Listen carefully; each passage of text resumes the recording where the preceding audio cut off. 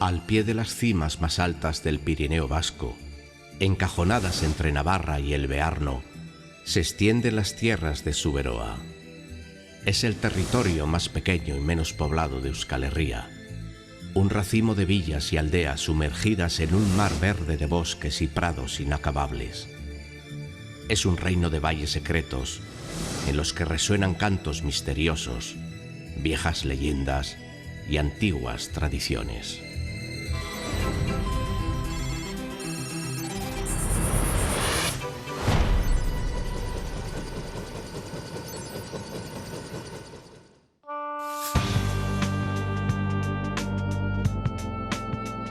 Un bosque impenetrable de más de 1 millón de árboles separa a Zuberoa de las tierras situadas al sur de los Pirineos.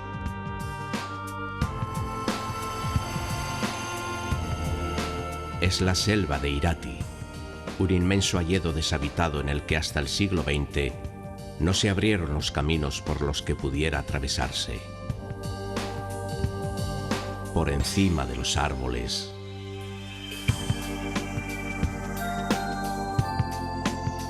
se extienden los prados de altura.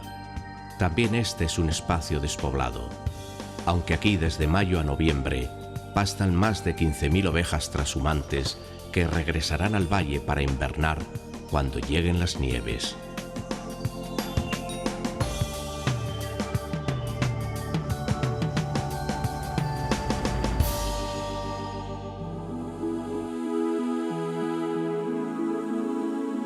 Pero el acceso a la reserva maderera de Irati y a los pastizales del Pirineo resultaba complicado incluso para los hombres de la Alta Zuberoa.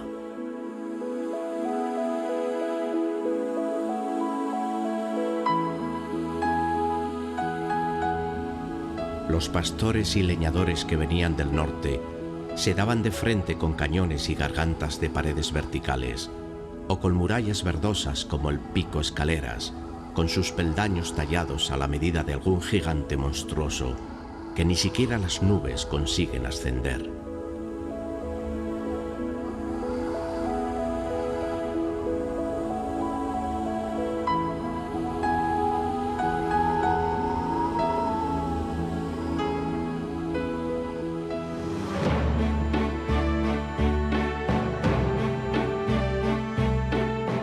El sur de Zuberoa es un desierto verde, un laberinto en el que hasta el agua parece desorientada y muerde la tierra esforzándose por encontrar una salida razonable.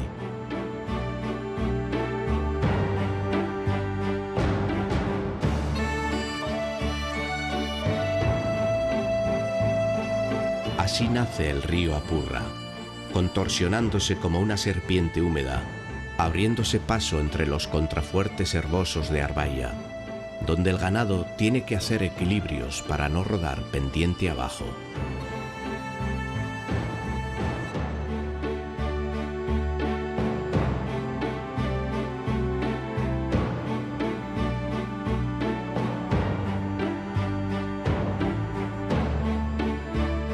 Es necesario ganar altura para descubrir que estamos en tierras del Ori, la cumbre más alta de Iparralde, y que junto a él se encuentra la única salida natural de Zuberoa hacia Navarra y España.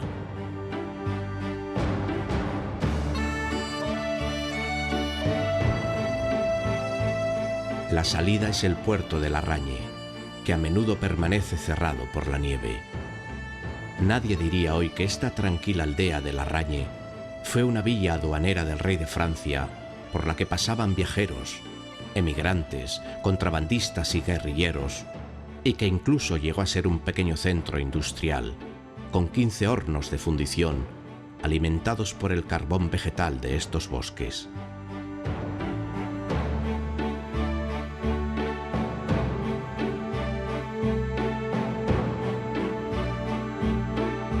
Río abajo, descubrimos las primeras granjas tan típicas en Zuberoa, con sus empinados tejados de pizarra, tan diferentes de los rojos caseríos del resto de Euskal Herria.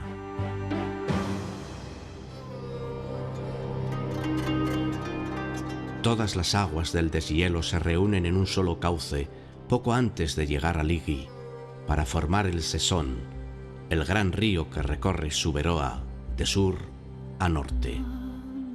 Cuentan que este puente, el primero que se atreve a unir las dos riberas, fue construido por unas lamias diabólicas, con quienes el señor de Ligi se apostó su propia alma a que no eran capaces de acabarlo en una sola noche. Solo les faltó por colocar una piedra que aún está en el lecho del río, porque el señor despertó a los gallos antes del amanecer y las hizo huir asustadas.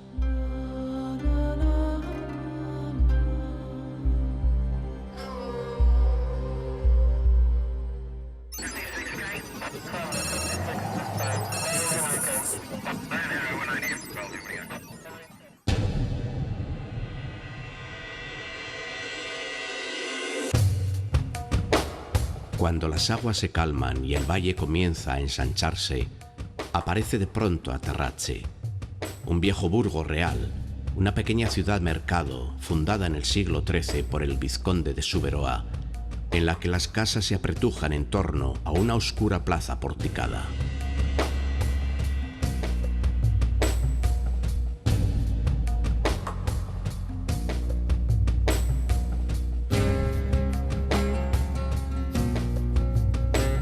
Esta ha sido tierra de emigrantes y poetas melancólicos que cantaban con los ojos llorosos que los encantos de París no eran nada comparados con la extraordinaria belleza de su Aterratze natal.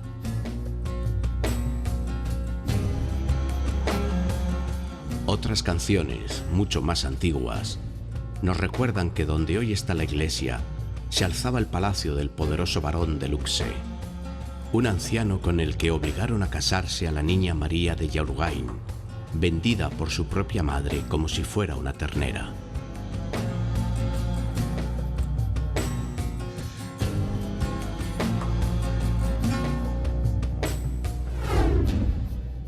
Dominando la villa de Aterratze, se alza la cima triangular de la Magdalena, el mejor mirador natural de toda Suberoa. Hoy está poblado de antenas, pero este ha sido durante milenios un lugar sagrado, un altar dedicado a los dioses de las montañas.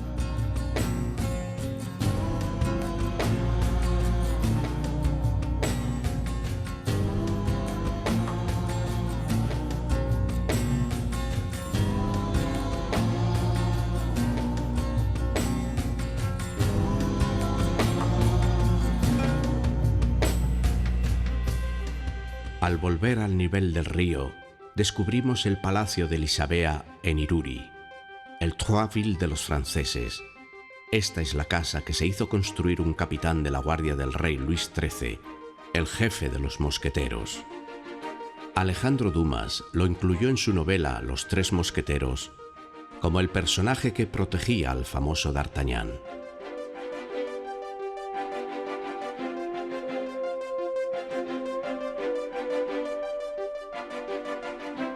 Arnaud de Peyrer, el verdadero conde de Treville, además de un formidable espadachín, era en realidad el hijo de un rico comerciante bearnés y con el tiempo llegaría a comprar el castillo de Mauleón y el señorío de Suberoa, provocando que estallase una violenta revuelta popular.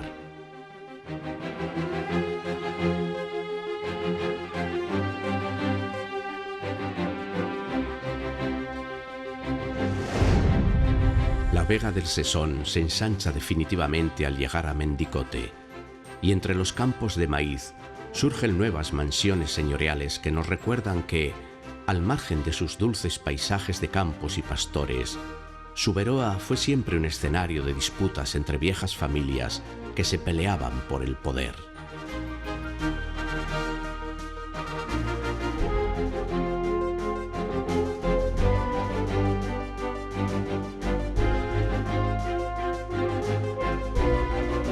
Río abajo se alza Gotañe, el primero de una larga serie de pueblos con extrañas iglesias de espadañas picudas que recuerdan al Calvario de Cristo crucificado entre los dos ladrones.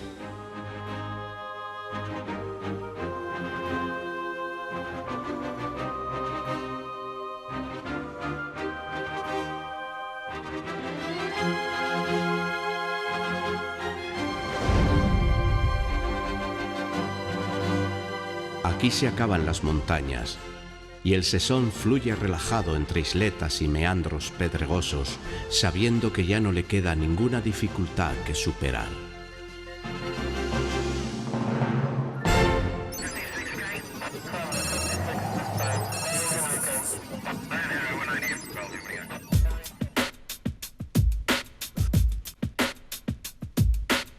La pequeña ciudad de Maule-les-Tharres es la capital de Suberoa. La forman dos pueblos que ahora están unidos, pero que antes se miraban con desconfianza a uno y otro lado del río.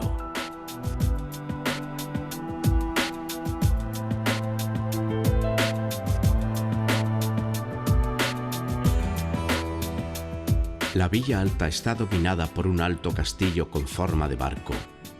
Primero fue la sede del vizconde de Suberoa. Después lo ocuparon los ingleses, que decían que era la fortaleza más segura de toda Gascuña. Luego pasaron por aquí los bearneses, los caudillos de la Reforma protestante y hasta el propio cardenal Richelieu.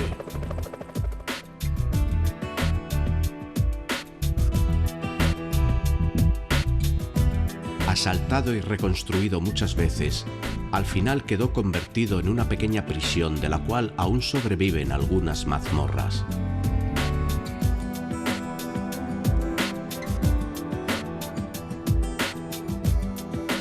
En la orilla opuesta, sin embargo, quien domina es el descomunal tejado del palacio de Arnaud Maitie, el obispo que sobrevivió a 17 tajos de espada y que consiguió expulsar a los protestantes de Mauleón.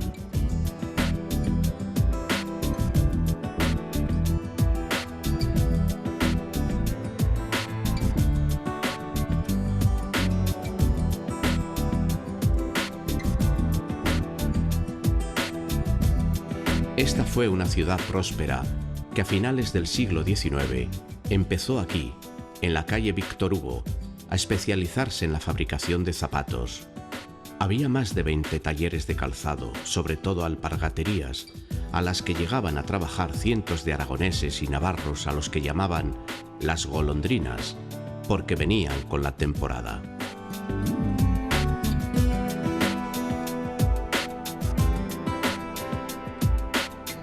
Mauleón se extiende hacia el este y ya casi llega a tocar las casas de la tranquila Chegot, presidida por la mansión de los Vela.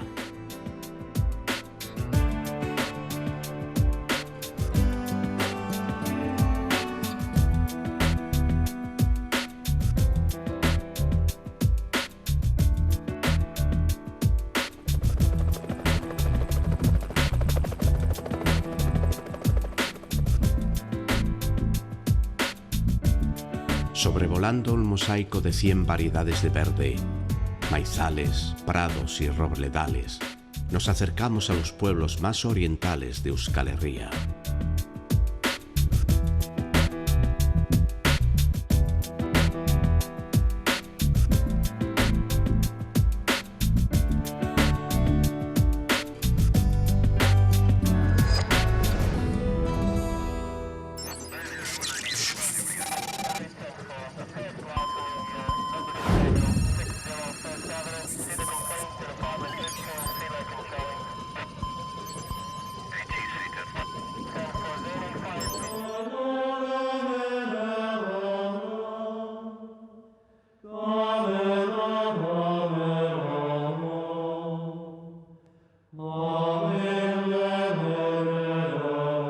Hace muchos siglos, para los viajeros que llegaban desde el Mediterráneo, Hospitalet Pia era el primer pueblo vasco que encontraban. Muchos de ellos eran peregrinos que iban a Compostela, y para atenderles se construyó el Hospital de San Blas de la Misericordia, del que aún se conserva esta misteriosa iglesia románica con bóvedas de sabor musulmán.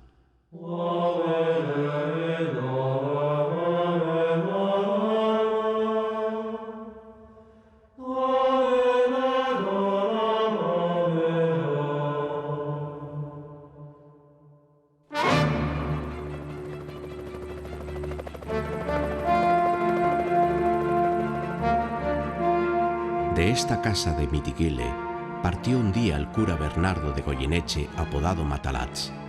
el mayor héroe popular de la historia de Suberoa, capitán de una revuelta de 5.000 campesinos que al grito de «Herría, herría», se sublevaron contra los abusos del conde de Treville.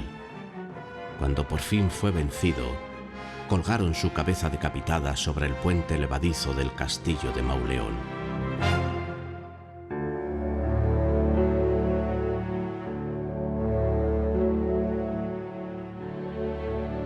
Vuelven a correr los ciervos por los campos de Suberoa, aunque ahora ya no están libres en los montes como en el pasado.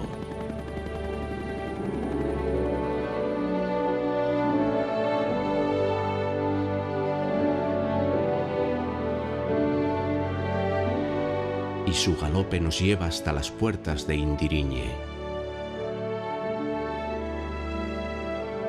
donde en un cruce de caminos se levanta la iglesia medieval rodeada de tumbas y estelas fúnebres, con su extraño campanario haciendo equilibrio sobre el pórtico.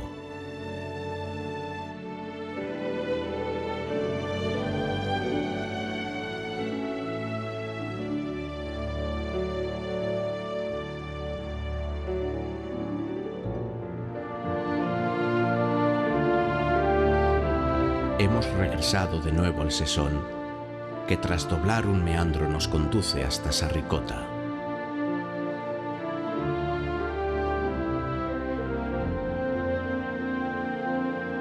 Pero antes de penetrar en el pueblo, descubrimos sobre un gran canal de agua lateral la mole del viejo palacio, hoy deshabitado, casi oculto entre sus jardines húmedos y murallas de árboles.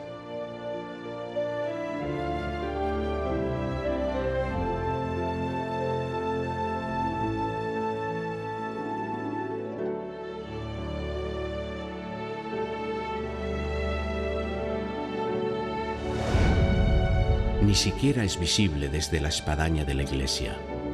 Otro más de estos tradicionales campanarios de 3 picos.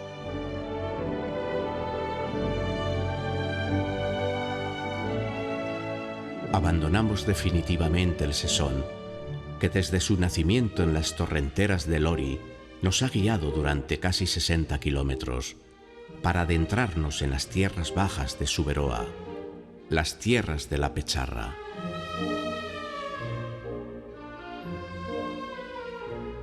Son campos ricos, como ricas y poderosas fueron las familias que los dominaron, que levantaron mansiones de lujo como esta de Abadí, en la campiña de Charri.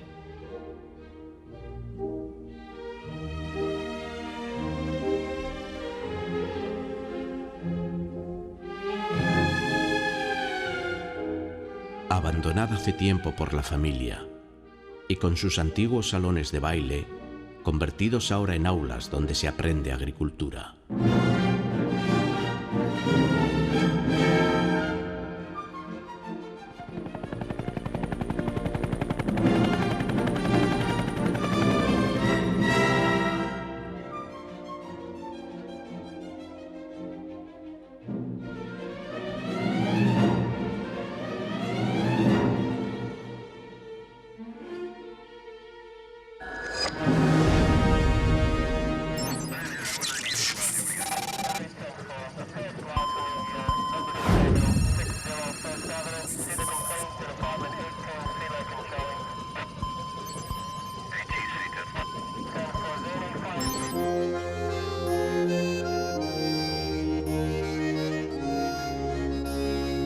La capital de la comarca era Dominchain, donde al fondo de su amplia plaza, la iglesia también nos cuenta historias violentas de guerras, fanatismo y venganza. La torre, que es tan grande como el propio templo, no nació para ser un inocente campanario. En realidad, es lo único que se salvó de la destrucción del formidable castillo de los señores de Dominchain, asaltado a sangre y fuego durante las guerras de religión.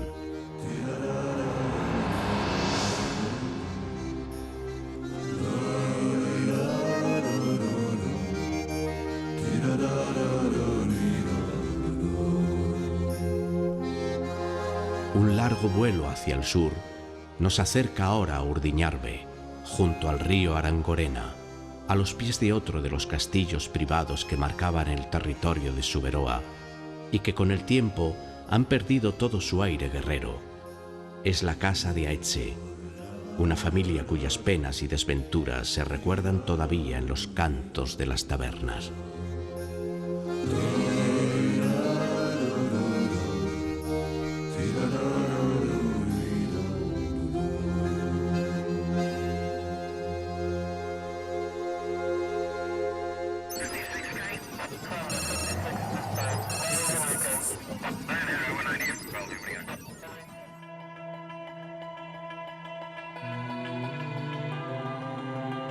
En algunos lugares de Suberoa, el tiempo se detiene. Dicen que una hija de Aetxe vino a casarse con el señor del castillo de Urrutia en Atxiriki, quien la maltrató hasta hacerla morir de tristeza entre estos muros.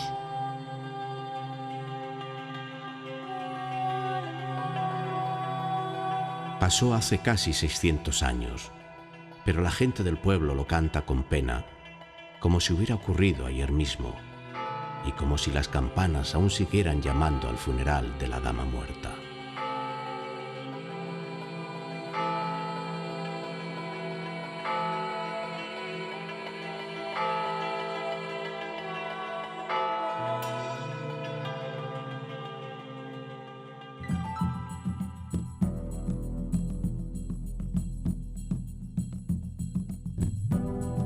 Tras superar estas lomas, las últimas casas desaparecen y el valle nos conduce hacia un bosque impenetrable. Nos adentramos en el corazón de la gran selva de Arbailla.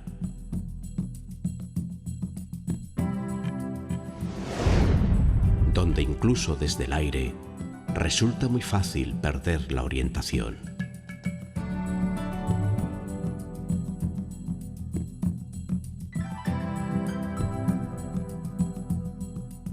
Es un bosque siempre húmedo, que retiene el agua y la filtra hacia las profundidades calcáreas de la tierra.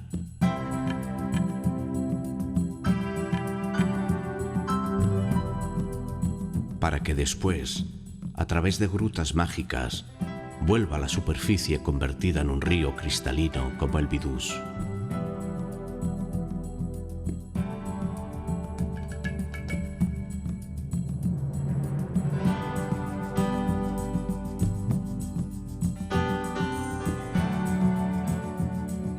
Nadie vive permanentemente en las tierras comunales de Arbailla, pero es verano y los pastores ya han subido el ganado a ocupar las 20 majadas que aquí llaman cayolares, en las que pastarán durante toda la estación cálida, de manera que el aire se llena de balidos, mugidos y cencerros.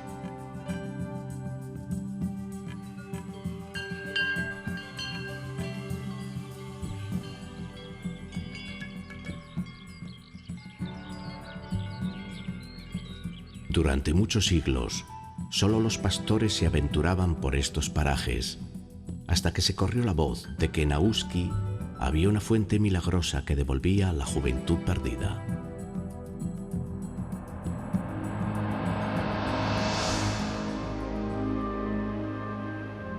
Entonces la gente comenzó a llegar, andando o a lomos de mulas, e incluso hace 150 años, tuvo que construirse un albergue porque los agüistas, como los llamaban, ya no cabían en las chabolas de los pastores.